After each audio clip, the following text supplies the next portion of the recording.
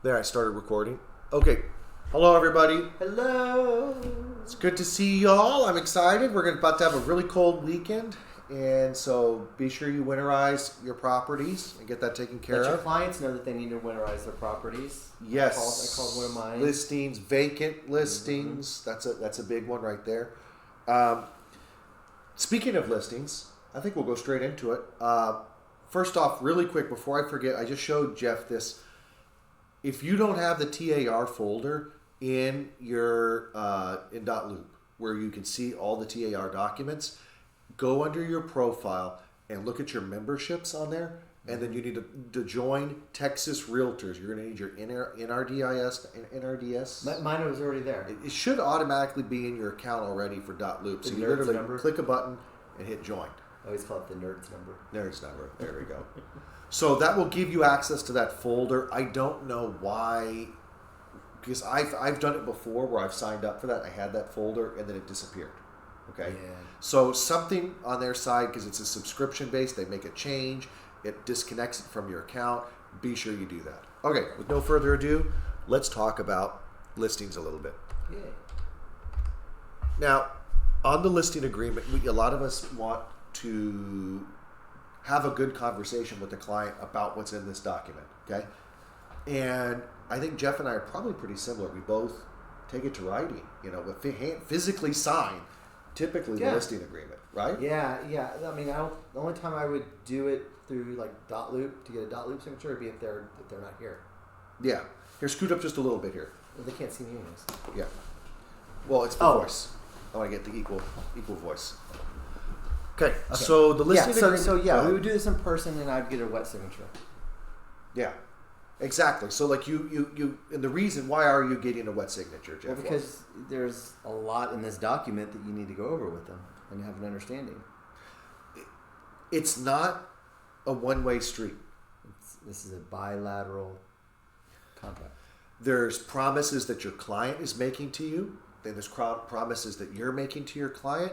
You're dealing with things like indemnification, protections, rights. You're framing this arrangement. You're talking about what you're doing for your client and what you can do and what your client's supposed to be doing too. Great. So the beginning's pretty straightforward. I don't feel a need to really cover this very much. You identify the property, improvements, accessories, exclusions. Be careful. Understand what conveys with the property, especially given like the control system for, electronic control system for like your alarms or other aspects of the home. Smart devices. Turn over smart devices. Just remember that. And I do spend a little bit of time on that because when it's time when you're under contract, you can skip over it because you've already went over what's included.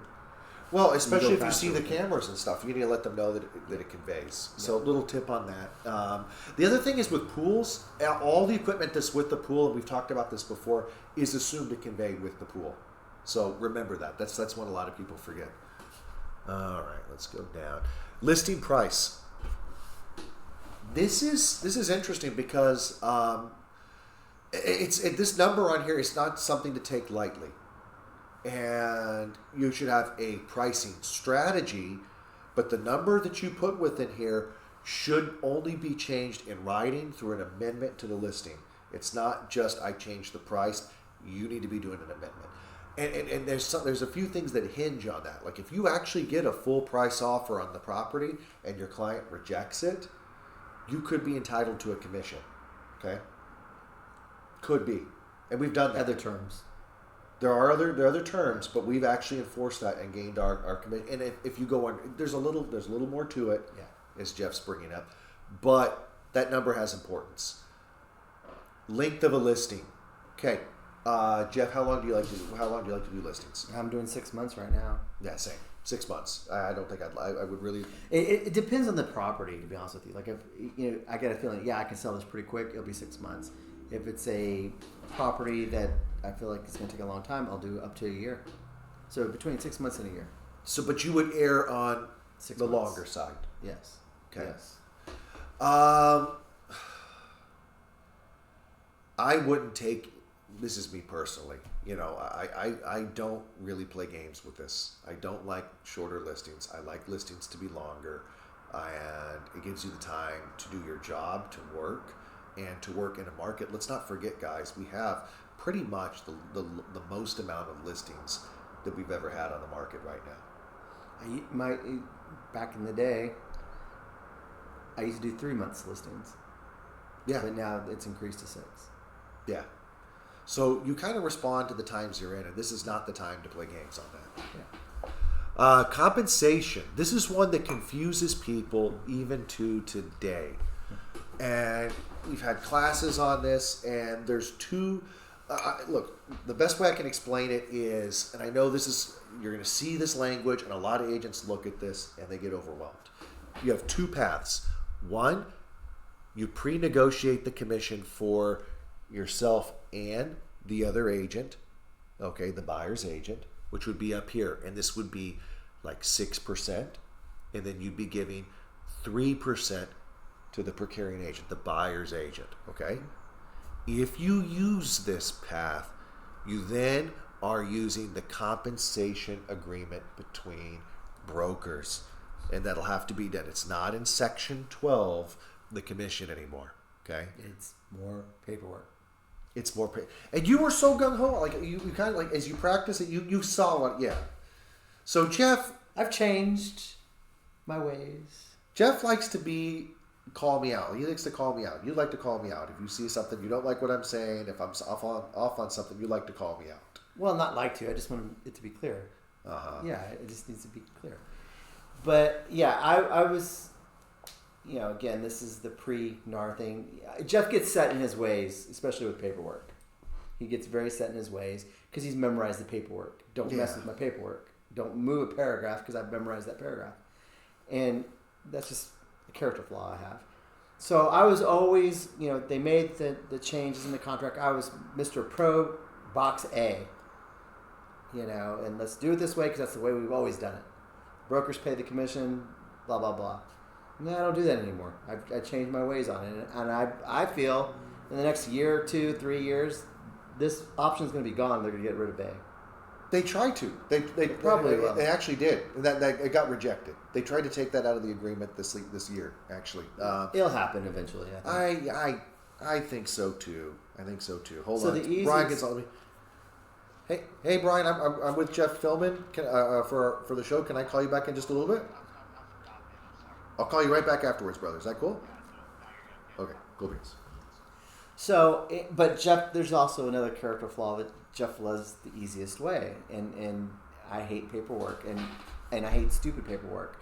So by getting rid of the box A and always using box B, it's so much easier because you just put X amount that I'm going to get paid, or our broker, the selling broker, is going to get paid, and then we'll just negotiate on the contract what the buyer broker is going to get paid. I've been probably at about, maybe like since this has happened, about 20 listing presentations. I'd say something like that since the change. And I feel like option 2, so what option 2 is if you've had your contract training class, you're putting the compensation for the buyer's agent in section 12. It's just a part of the contract, part of the offer. It all flows very neatly together, and you don't have to pre-sign another agreement before you begin negotiations. Amen. When Trek did that made it so much easier. I like that. So now, how you make the sell to the client on this, I think is pretty simple. Like here, I want to hear what Jeff says.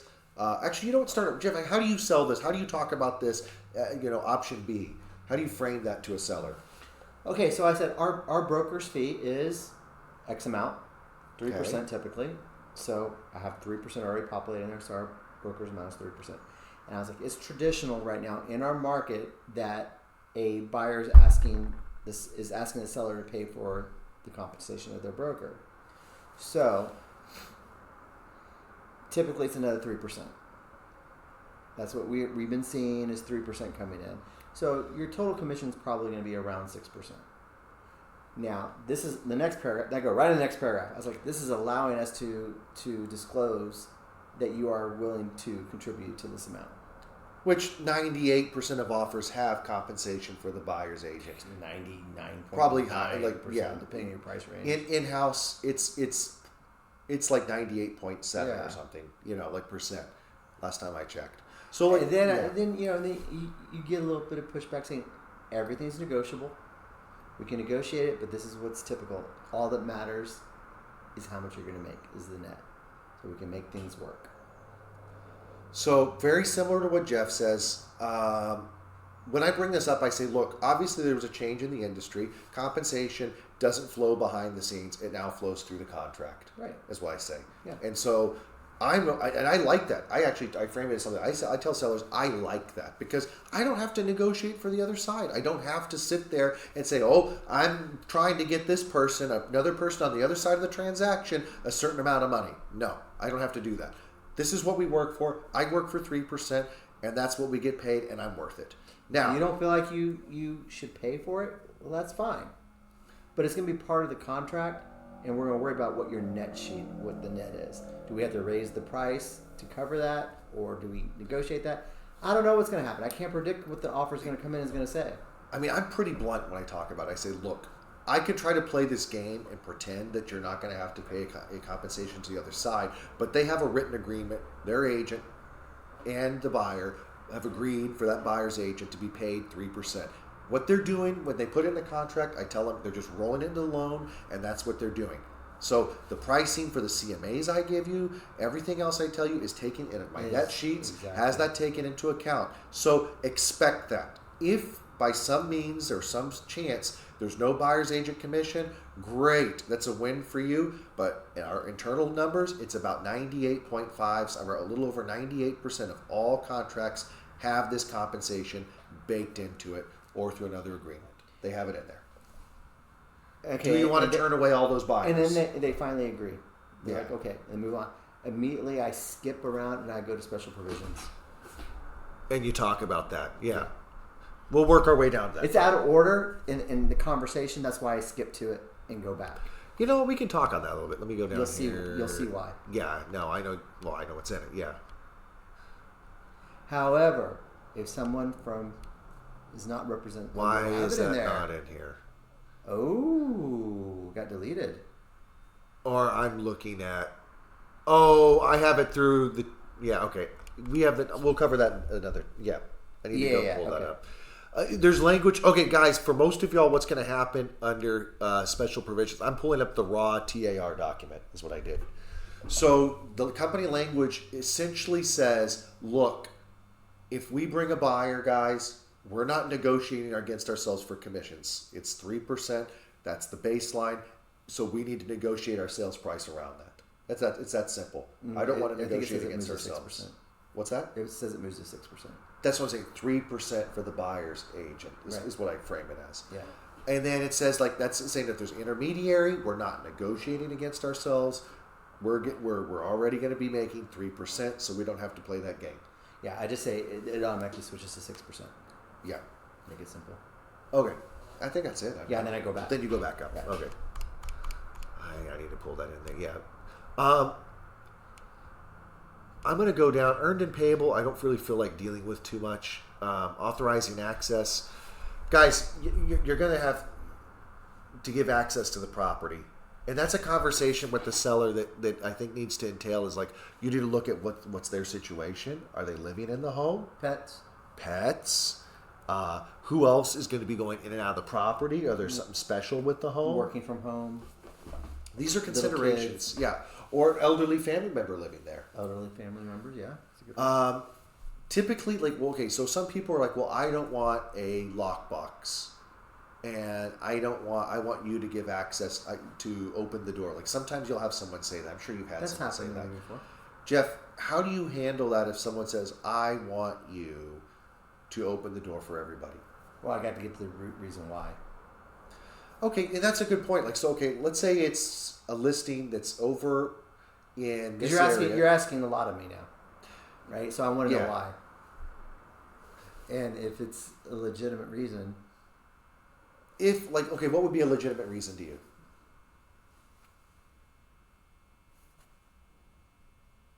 I don't know. I have to hear one.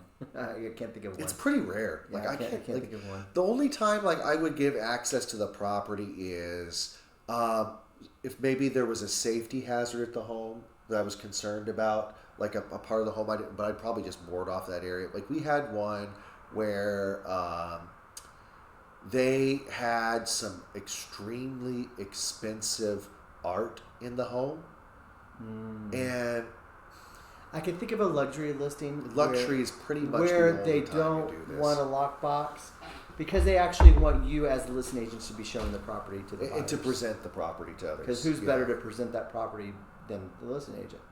Exactly. So I could see that. I would be willing to do that for that situation. I really don't see. I can't remember if I've ever taken a listing. Oh, my horse property.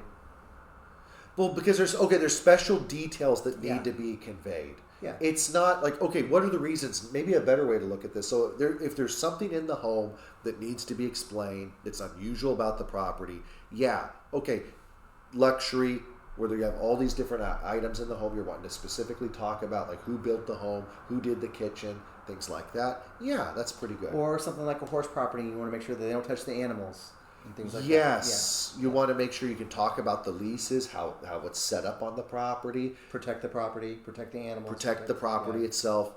When people have very expensive items or stuff like that, I've had a few people do that, and I tell them take it out of the home. They're not buying the art. Oh, yeah. They're not buying that. Take it out of the home. But we are tracking who goes into the property. And the lockbox itself, I tell people, this is security. Okay, here's another good one. It was my Airbnb. They didn't have a lockbox because they had control access already.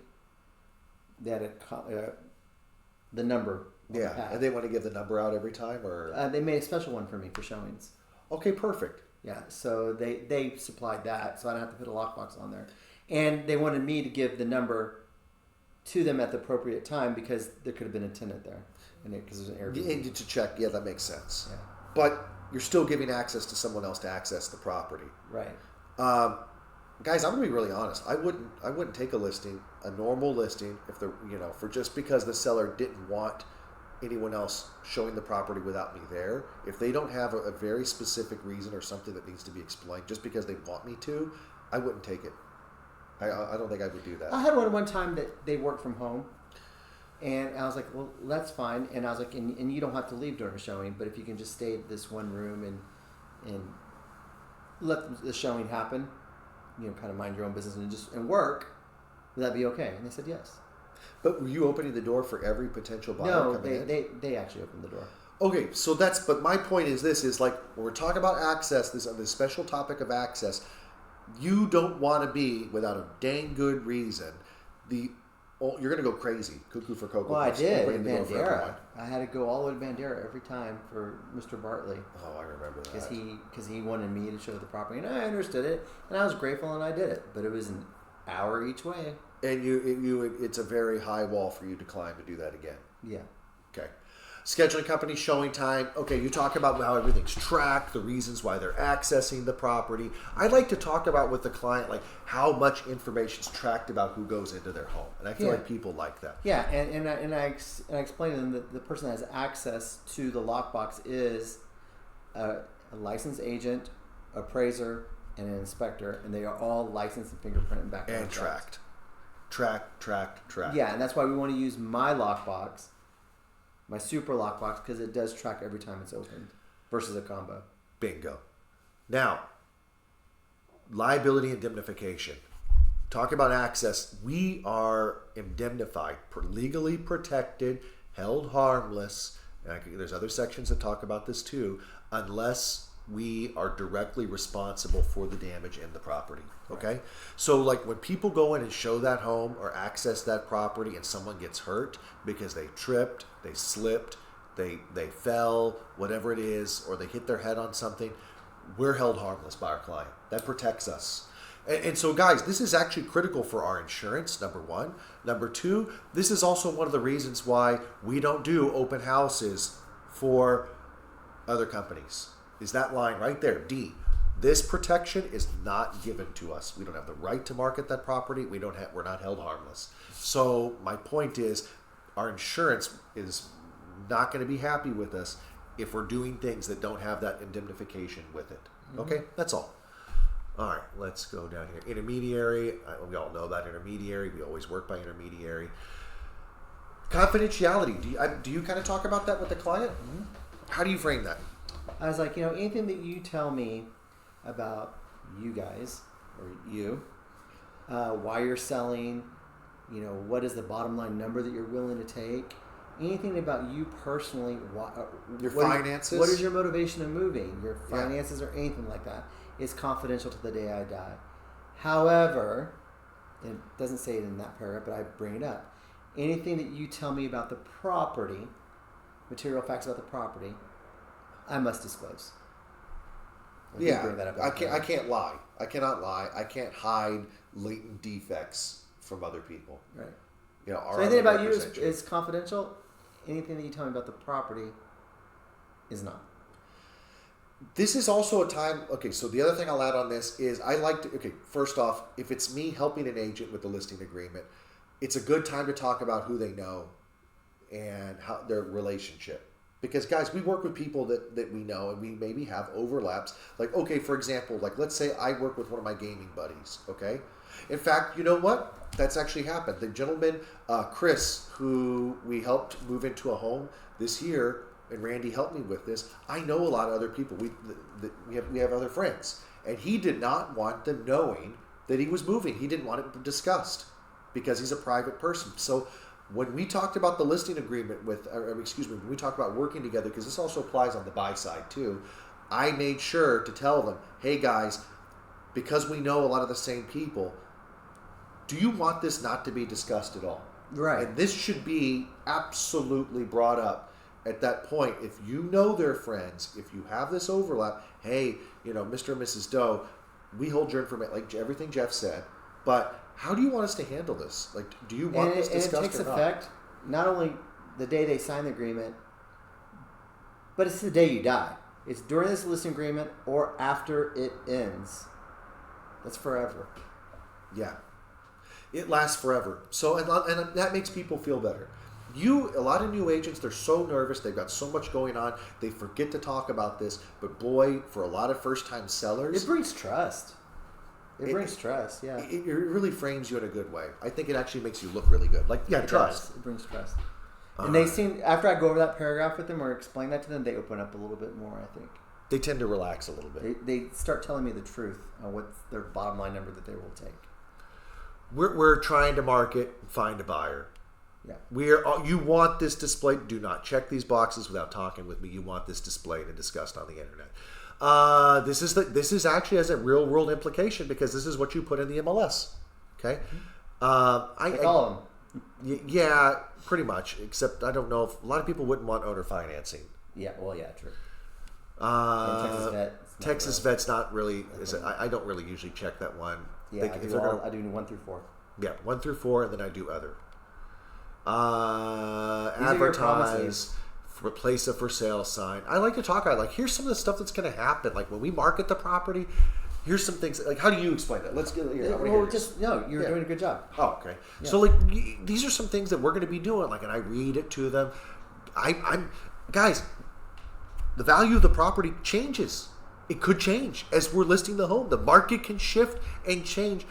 I'm going to continue to stay in touch with you about that and talk about I'm this. still giving you information in comps. Bingo. Accept money. I might be moving some money. Like, let's say I have to walk a check over to title for the buyer. I've done that before. Talk about the terms with other people. I'm going to let other people know what's going on with the property. I let people know the status of the property. That's what I say on that with the status. This is going to be in the MLS. This is tracked information. It's kept. So just to give you a heads up, this information will be in the MLS. Deleting photos, by the way, from the MLS afterwards is an MLS violation, by the way. That's the rules. That's actually a violation, so be careful on that. And I've had to report a lot of people for that. You can check that you don't want it to be displayed on third-party sites after the listing agreement's done. That's not a bad way You to can't do change that. So then your photos are no longer on Zillow Yeah. or on Realtor or anything like that. It's just in the MLS, which you have to be a member to have access to that. And I tell them, guys, I can't bind you. I cannot sign things on your behalf. I want to make that crystal clear. I cannot sit there and sign a contract for you or an amendment. Sellers representations. I don't unless typically the thing I'll ask them a couple of things, because one, I've done my due diligence. I've actually had title go through my listing and check. And I'm sure you probably do the same thing too, right? I do it when I do it more when there's something suspicious. Then I'll have them run it. That's fair. Yeah. Like, But then I'll have them run it like once they sign the listing agreement, and there's that marketing period before offer. I'll have title run a check. But by then I'm kind of know, is this what type of ownership is this? Did someone die or what's going on? I'll know that, and then I'll have title run that. Well, I just got done telling them I'm holding their information in confidence. Right. And so typically I'll try to have title look it over. I'm paranoid. And that's actually, I'm surprised. Like I thought you're more because concerned. there's people that I would know. So I know their situation, but let's say if I don't, then I would run it. Okay. I mean, there's times that I've called Kristen and say, hey, can you run title on this real quick? Yeah. And she has it back to me in 20 minutes. It doesn't take them. My point is, guys, title will very quickly look over a situation. Yeah. Okay. And they'll tell you if there's liens. Like they typically will define like mechanics liens, which is like they had work done on the home, they didn't pay for it, or supposedly, and they put a lien on the property. Ownership issues. Sometimes they'll check for pending litigation surrounding the property. Mm-hmm. And so, like, what I do with this is I say, guys, this paragraph is asking you a lot of questions. And I say, look, I'm going to ask you something very simple. Is there anything I need to know? Do you have any kind of liens that you're aware of? Any problems with ownership? Are you late on any payments or anything like that? Is there anything I need to be aware of? Again, I hold your information in confidence, but I need to know this stuff for me to do my job. And you're right. Most people say no. It's right there. E. Yeah. I'm summarizing everything that's in there. Right, and that's the whole thing right there in E. There's nothing funny going on. Are there any other liens and judgments besides your mortgage on this property? You need to ask people that. Yeah. Guys, I can't tell you how many times, I'd say 1 in 15 to 20 listings, they're behind. Well, and they don't tell you up front. And there's another way to ask that question too. So I can prepare a net sheet for you about how much do you owe. And then there's equity. Yeah. But sometimes they just haven't made payments on their mortgage, too. That's another problem. That's true. Seller is not aware of any liens or other encumbrances against the property except... Now, for new agents, if it's a newer subdivision up north or outside of the city, you might ask them, guys, are you in a mud or a PID? Are you aware of that? And I'll also go look it up, too. I've never had to do that. It's pretty rare. Yeah. There's only a few... No, that's a lie. I had to do it with my dad's condo in South Padre. Oh, okay. It was in a water... some kind of special district? Yeah. Taxation district? Yeah, and I didn't know anything about it. Thank God it was my dad. Yeah, that's where being knowledgeable and competent. That's a really interesting point because, like, I could tell you, like, even like I know Johnson, I know several of them up north. Johnson Ranch and all that stuff. About half, maybe not half, but there's a portion that's in a mud and there's a portion that's not in a mud in there. So it's kind of a funny one. This is a big one, and that's actually this kind of inspired. Oh, then you know if it's a relocation or not. If it's reload, yeah, but you're going to know if it's reload beforehand. Yeah. This is a big one. Jeff, how do you kind of like approach seller's additional promise? How do you introduce it? Okay, so this is, I just basically follow it. I said, and these are the promises that we are asking of you. Yep. These are I say this is a two-way street. You're going to allow showings and marketing of this property.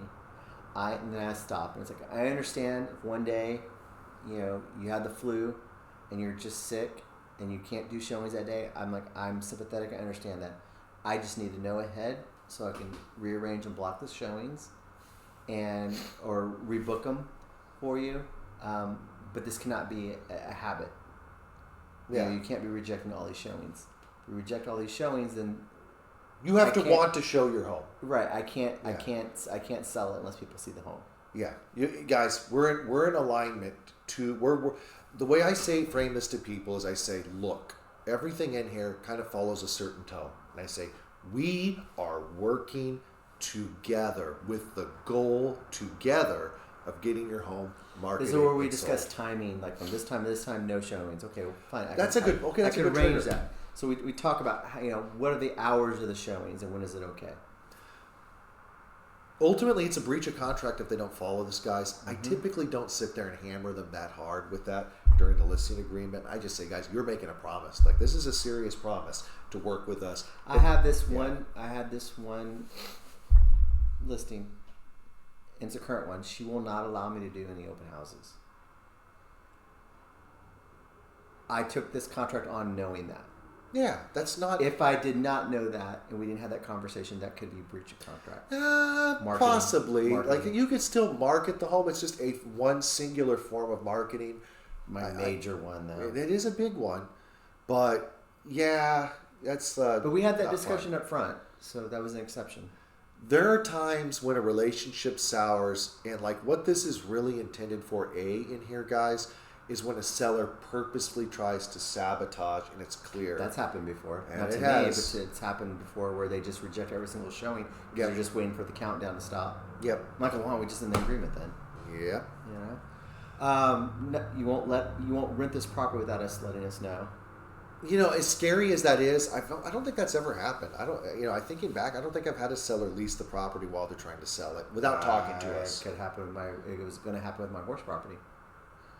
Okay, well that would be one, and definitely if he did that, that'd be bad. Yeah, that might be the first. It was gonna happen, and I Did y'all talk stopped some it. more? Was this the recent one we were talking about? Yes, and I stopped it.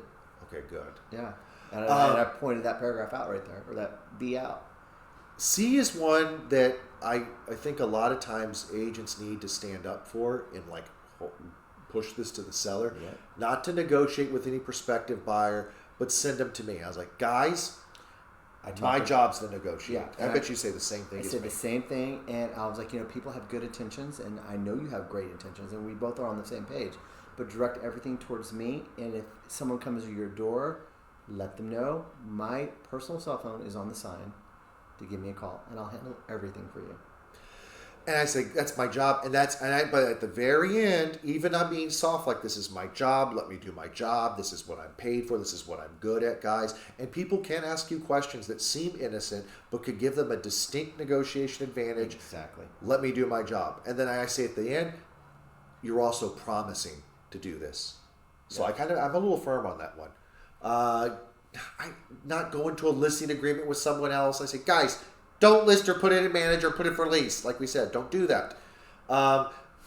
If I'm not if I start I'm usually not as worried on that because I'm the one doing the marketing. I don't even bring that one up. Yeah, I don't really need to bring that up. That's like, guys, if I'm going to sit there and you can't just sit there and put a for sale sign on a property without it being publicly marketed. Okay, F. F is it, yeah. I don't bring that up unless I see if it's an issue. Yeah, that's... Like if I go and look at the pool and it's sparkling clean, I'm not going to bring it up. You have all these big promises that are like broad topics, important things to discuss, and then you have take care of the stupid pool. Right.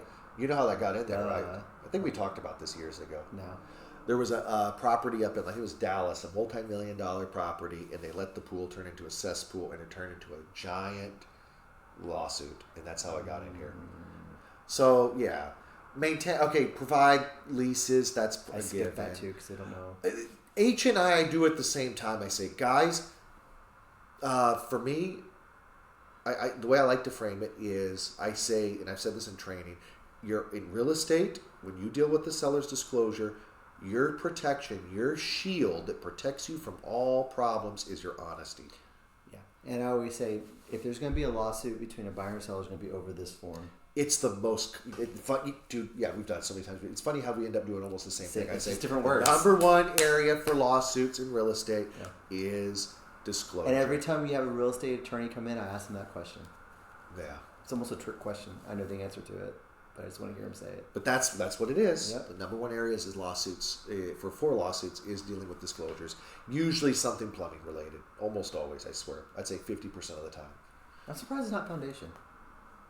Nah, not as much because that's interpretive. Unless they didn't disclose the foundation. Usually with people will typically know, okay? And like the most common one, at least from I track in our company that where we have problems with disclosures, the main drain. It backs up. This is the picture perfect example. It backs up and they think that you knew about it or someone knew about it before closing. Doesn't mean they actually did. It just surrounds that area of disclosure. Okay. Limitation liability, not getting into it. We're not, not responsible for freezing pipes. So I'm not your winterizer. Okay? Even if you ask me to do it. I'm not doing it. I'll pay someone to do it on your behalf. And you can give them the money. But yeah. Protect the broker, cause seller's negligence, caused by selling incorrect information. I don't really. And I already went over special provisions with them. Yeah. We talked about that. Yeah. Mediation. I don't really go. Okay. So no, I'll tell you how I do it. Go ahead. Okay. Go back up a little bit. Okay. Go up. And this is exactly the speed and the cadence and how fast it is. All right. I was like, this is a legal binding document between us. As in all contracts in Texas, these 3 paragraphs are in here: default, mediation, and attorney fees. Yep. That's it. That's pretty good. That's a good one. I like That's that. all I say. I'll just steal that. I like that. That's all I say. That's a good way of framing it.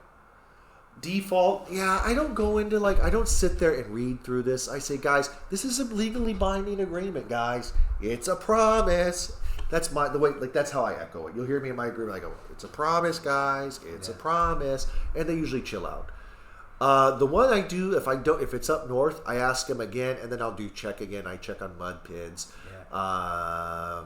That's pretty much it. T47s, they don't even have to be notarized anymore, which is so nice. T47 2. Yeah. We can't discriminate. I don't even bring up this because I don't feel like it's really a fact. Well, I kind of talk a little bit about there too. What do you talk about? I said again, this is a legal binding document. Everything's going to be done in writing between us, and this contract doesn't belong to me. If I win the lottery tomorrow and decide I'm out of here, this contract is still in effect. Yeah. They'll assign you another agent. That's true. Yeah. And then we joke. You see, you have a little joke you bring to that. Yeah. I do on this talk about what to keep in a home and what not to keep. I talk about A. How do you frame that? Like, we cannot discriminate, guys, when it comes to protected classes, and these are the protected classes. The thing I've had a couple people ask questions about this. They're like, is there anything I need to know about that? I was like, guys, do you want to make the most money? And they're like, yeah, that's all that matters then. Yeah.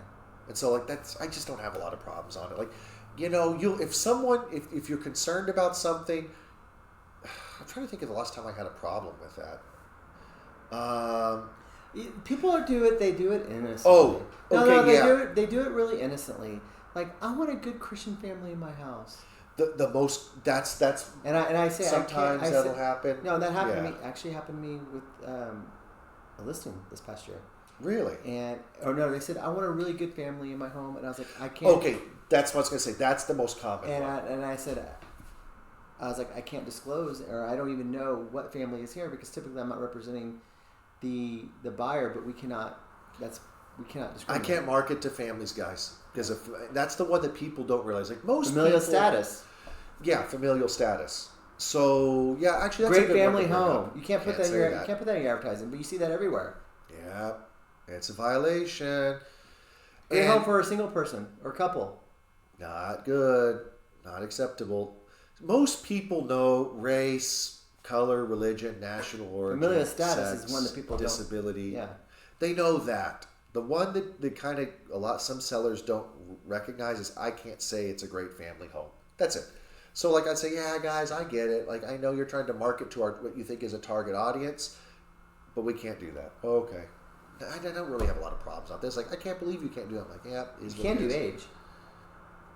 Yeah. Well, yeah.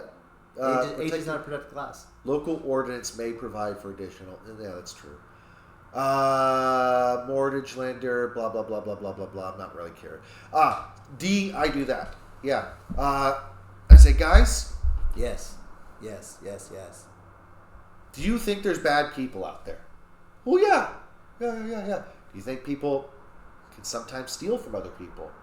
And they go, yeah. I said, should we make it easy for them or hard for them to steal from you?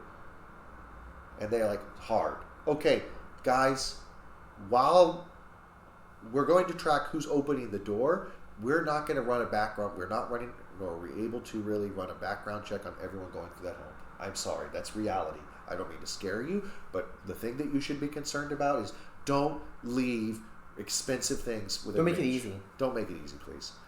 And I'll tell them one of the one things that's actually stolen isn't actually jewelry and drugs anymore. It's video games. It's video games, kids stuff, and it's usually kids. So like I know that, and then once you hear that, I think I'll be like, oh really? Like that makes sense. I'm like, yeah, it's usually the kid taking it, not the parents. So just be aware of that. Surveillance stuff. Okay, yeah, that's actually one to bring up, guys. When you listening in on people could cause some problems. I'm not an attorney. You're gonna have, if you're gonna sit there and record people in your home, we're gonna have to let them know, guys. So might want to be a little careful on that. Lead-based paint, FERP doesn't apply to virtually any. Not If you have a foreign person, you need to go over that. of course, but Yeah. that's like you're gonna know that already yeah, if you're doing yeah. that. That's pretty much it. Well, again, horse property. One of them is a foreign person. Well, there, of course, you have to deal with it. Exactly. Taxes, Exactly. And title needs to know about that. Exactly. So Exactly. that's cool. So you'll know when there's special stuff and when there's not. You should know. So yeah, I mean, like this is as much as, man, I feel weird. It covers a lot of your bases. Yeah. That listening agreement, and I love it. I love talking about it because it covers how you're going to be working together, what's expected of you. I mean, it covers everything. It frames the relationship. And when I'm presenting the listening agreement, I never necessarily read it to them. I just know the paragraph so well that I can have a conversation about it. Yeah. Well, I'll point to random things. So that took us about 30 minutes, let's say, right? That's pretty close to what I'd be taking, 40 minutes. I was going to say I'd take about 20 minutes maybe. It depends on the person a little bit. True. But yeah. Like, guys, like, as far as like the time, I guess do you have a couple minutes? Mm-hmm.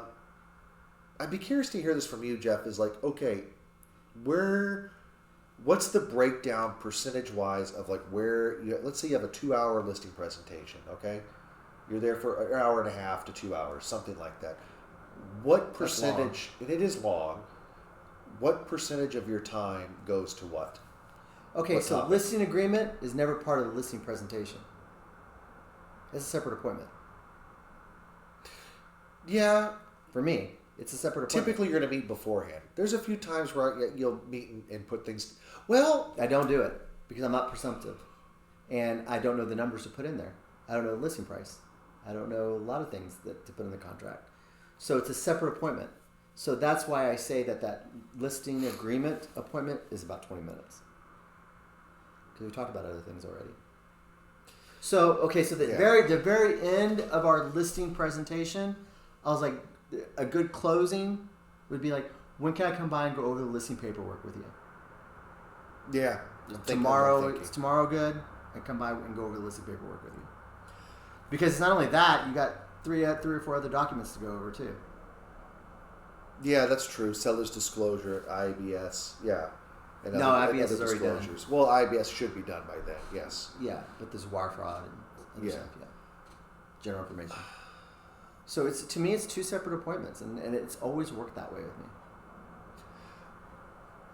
For me, it depends a little bit because sometimes I'm finding out about the listing presentation, and sometimes there's a timeline for getting this. Like we're less than a month from listing, and I like to get this signed. If I'm working with someone, I like to put now you like putting your buyer's agreements out pretty far. I generally will put my listing agreement even 8 months out. I usually try to so like we're talking about two different situations: my personal business and then working with an agent. Sometimes agents let me know they want me on a presentation, and that guy wants to go live in a month. Okay, or really, so That's I'm fine. probably going to try. Now I might, and because my But time I can come back tomorrow. but I put those together. Typically, the listing presentation, I'll Really? dovetail into the listing agreement. I'll say, "Hey guys, are y'all interested in working together? Does this sound good?" Like after I've done my marketing, now we're getting into a longer talk. Yeah, but no. It to me gives me another time and another meeting point for them. To me, it's two separate things.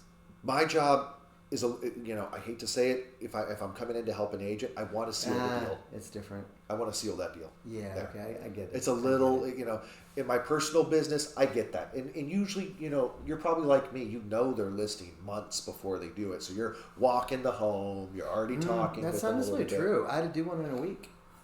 Usually you'll find But out beforehand. it was literally tomorrow. I'm coming by to do the listing paperwork.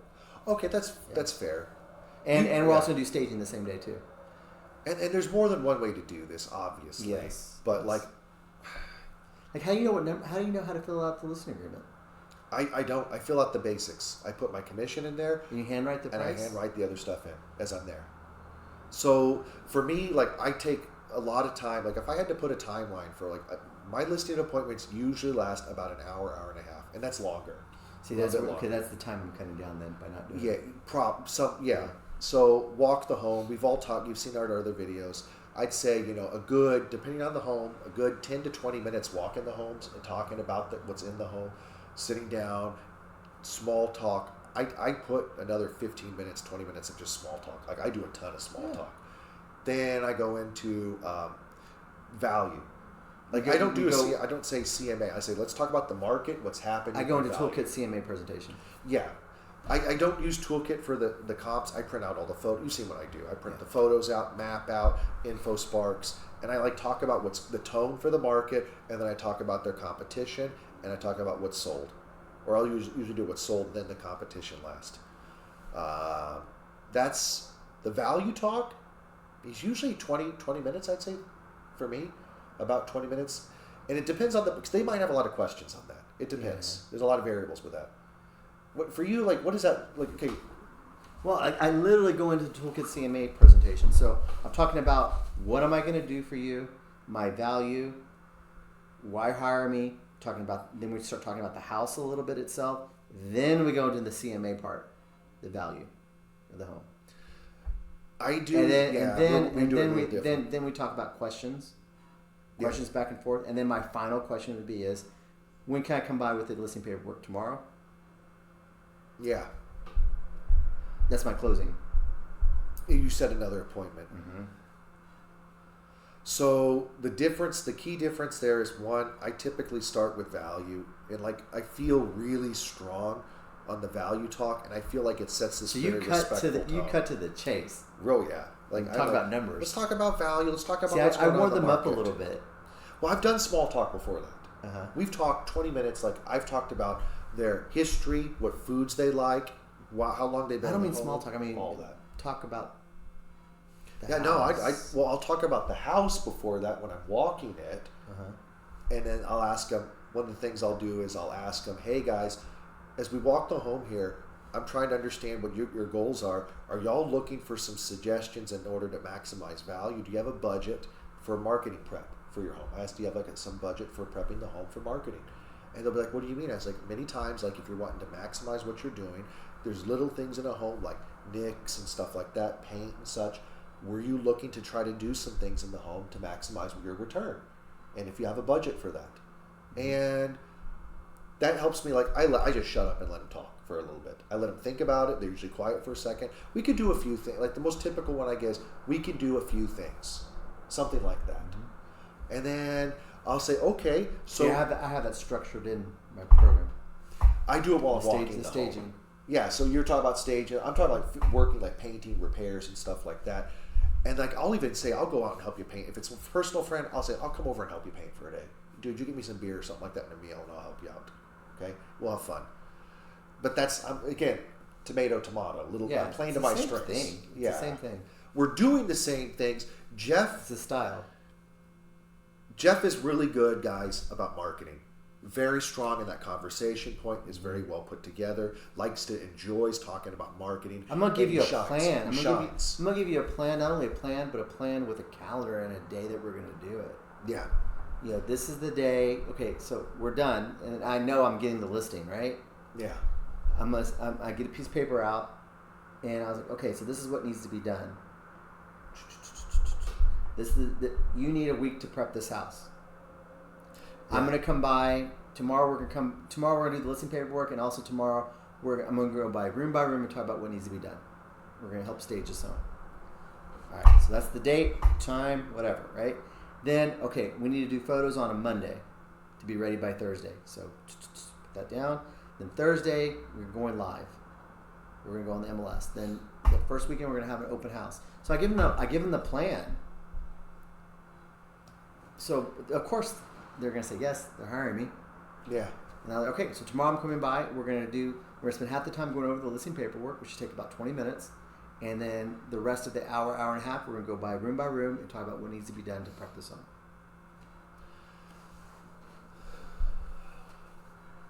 It's a little different. You're very strong on that marketing discussion, room Yes. prep and such. I like to lead with my strength, which is like The numbers. I like to talk Yeah. about the feel of the market, what's happening in the area, how their home compares to other homes, and I frame value. I graze over that. Yeah. You spend a lot of time on that. I I really- talk about it, but especially when I know that they're okay with the price, then we're done with that. We're done with the pricing discussion. I already got the price. I like to, yeah. Like it's I a don't, little- like it's a I little don't different. oversell it. Like my marketing discussion, to be honest, is 6 minutes. It's I talk about the key points. Mine's 20 to 30 minutes. It's half of it. Yeah, it's a little, but again, like I feel like once I've had the value discussion, people respect me, and they respect what I'm saying, and I've set myself apart. For marketing, I try to talk about the really big points, like showcase status. I give an example. I show them. I'm very visual. I like to show them the example. I do too. I like to show them. I talk about the international marketing and the toolkit. I actually follow a lot what's in the toolkit. Like you and I are probably almost doing the same. I hit those points, but I really do showcase, and I like to talk about our photographer. Like I like to talk about who they are, their history, their experience, and show some examples. And dude, like I just feel like I'm wowing them. Like then people are very visual. Then I feel like they're happy. Like, they'll say, like, how do you market around the home? I said, look, well, this agent, now I throw the agent under the bus. They're going to work for you. They're going to go walk the neighborhood for your open house. They're going to go to the businesses. They're going to connect with local businesses and to promote your property and such. And I look at them and, like, I kind of throw them under the bus a little bit. Your initiation. Yeah, I was like, this is what you're going to do. Yeah. And then I've never had a problem with that. Like, I don't feel like I ever really lose. I don't think I've lost a listing presentation in a long time. I haven't either. I can't even think of one. But like There value, is. when it comes to numbers and values, I'll spend 10 minutes on it. Yeah. And It's a little now, bit different, yeah. if I feel like I have a need to spend more time, I will. Like if I'm getting a little bit of a pushback, Yeah. then I have to justify the numbers I'm saying to you. Then I'll spend more time. But if I'm getting that's about. And an easy way to find out if you're getting pushback or not is before you go in any number or giving away your secret on how much you think your house is worth, ask them the question: how much do you think your house is worth? Half the time they say I don't know, and they're lying. Every seller has a number. Yeah. And then half the time they'll tell you the number, and then you'll know if you're in range. If you're way out of range, then you're going to spend more time on that. If you're in range, it's going to be quick. A little, again, playing to strengths. So very similar to what Jeff does. I ask, hey guys, how familiar are you with the market, your competition, and what's sold in your neighborhood? And every time they're like, a little bit. And I say, okay, based on that, I want to kind of show you what's going on and talk about value. Did you guys have a number in mind already? And like, They all do. they do, but they might not say it. Right. But like, I'll look at them a little bit. But I feel like those questions set the stage. I want them to know they don't know everything, and I want them to tell me they're somewhat familiar. And that's how I kind of start with that. Yeah. All right, we've gotten. This has been a really We been a can keep talk. on talking more about Yeah. it. I mean, we can go on. We and could go on the and list. on This and is on. where now we're moving to listing presentations and Yeah. stuff. But we could do that. Maybe. But From so I didn't know I did that. It's 2 appointments. You might have said it before, and I just forgot. I mean, I've always done it that way though. It's always But I been mean, 2 that makes appointments. sense. Yeah. Like the connection point for me is like I've gone through all this. But you and got to talked remember, about- Jeff's salesman 101 is what you're always trying to do is always set another appointment. That's true. So let's keep on. I'm setting another appointment. I'm even by doing that paperwork on a different day. I'm You get another bonding. chance to I'm interact. bonding with them more too. You know what? I might even try that. I might try doing that. I get it when you're training someone and you're going on their first listing, how you might not want to. I get it. But It's and too really hard much. to do a 2-part appointment for me. Yeah, but all that Yeah. in one appointment for me is too much too. It is a lot. So usually I'll take a break in the middle or something like that. When like they say they want to Intermission. work together, we'll have an intermission and get a drink. I'm like, do you have some coffee? What do you guys got? Like, dude, let's go. Let me go get something. Or like, I've actually had food brought in and stuff like that. Yeah, see, that's too long. See, yeah, it's a little different because I want to get everything done. I want to get a path, sign, and I do make the calendar, what you do. I do it. I say, as we're making the agreement, we go through the same thing. Now, if something ever happens, like between the two, like the next day they decide to change their mind, maybe I would change my ways, but that's never happened to me before. I don't know if it's not necessarily built on a fear of losing the business. That's not why I do it all at one time. It's more of, sorry guys, I'm just being brutally honest. Like, it's really hard for me to go out and have, if I was to go to do two listing presentations for every listing, that'd be really hard to do. Well, I don't know if I can feasibly do it's not that. two listing presentations. I get it. It's two meetings. Well, it's two. The majority of the listings were in my neighborhood. So it Well, didn't yeah, matter. I mean, you walk right over their damn house. It didn't That's matter. nice. Yeah. All right, guys. Good stuff. This went Thank well. you. Good meeting. Have a good weekend. Stay warm. Stay safe.